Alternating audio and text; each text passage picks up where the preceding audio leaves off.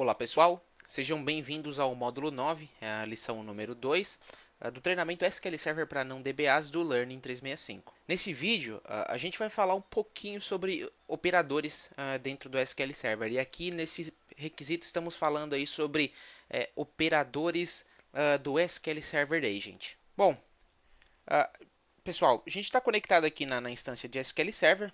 Na primeira aula eu mostrei aqui o SQL Server Agent. E por que eu quero começar demonstrando operadores?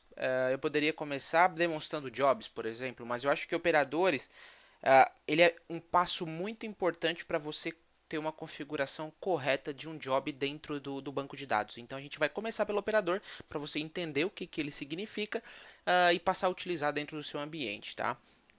O operador nada mais é do que um agente que possibilita o envio de notificação para um determinado e-mail.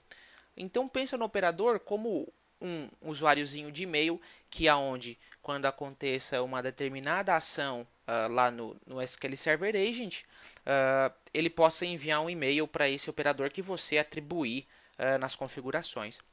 Então, para a gente iniciar a configuração aqui, primeiramente a gente vem em operadores e botão direito, novo operador.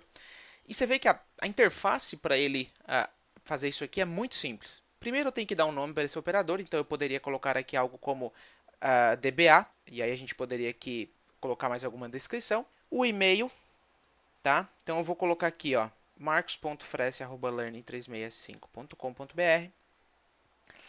Aqui, pessoal, o netsend a gente não tem mais. O netsend, na verdade, seria para mandar uma instrução através da rede, através do Windows, né? Pager também não utilizamos. E aqui seria caso você tivesse configurado o pager, as configurações de utilização desse pager. E aqui era caso você já tivesse algum alerta ou algum job configurado, ele iria aparecer a lista aqui para você atribuir, tá? Então aqui, beleza, eu configurei um primeiro operador, mas agora digamos que você tem diferentes jobs dentro da sua organização. Você tem rotinas que rodam, por exemplo, uma regra de negócio. Então, quando essa rotina acabar, você quer avisar alguém. Você tem os backups que você quer avisar o DBA. Você tem, por exemplo, o BI que você quer avisar o analista de negócio.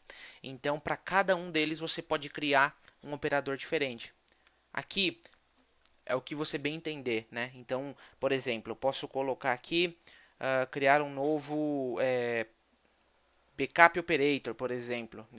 Eu tenho só uma pessoa para saber se eu tenho um DBA Júnior que ele fica só sabendo sobre os meus backups. Então eu posso botar o nome dele aqui. Então, digamos que ele seria o contato@learning365.com.br.